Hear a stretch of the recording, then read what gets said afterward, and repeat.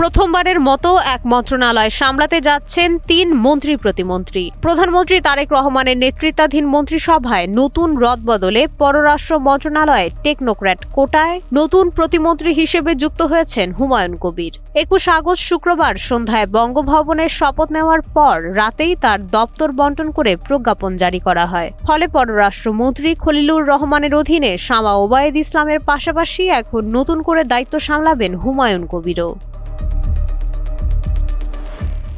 এক মন্ত্রণালয়ে ২ প্রতিমন্ত্রী কাজ করা নিয়ে কোনো জটিলতা তৈরি হবে না বলে জানিয়েছেন মন্ত্রিপরিষদ সচিব নাসিমুল গনি। গণমাধ্যমকে তিনি বলেন, এক মন্ত্রণালয়ে একাধিক প্রতিমন্ত্রী থাকলে প্রশাসনিক কার্যক্রমে কোনো অসুবিধা নেই। মূলত আন্তর্জাতিক সম্পর্ক ও কূটনৈতিক অঙ্গনে কাজের গতি আরও বাড়াতেই এই পদক্ষেপ নিয়েছে সরকার।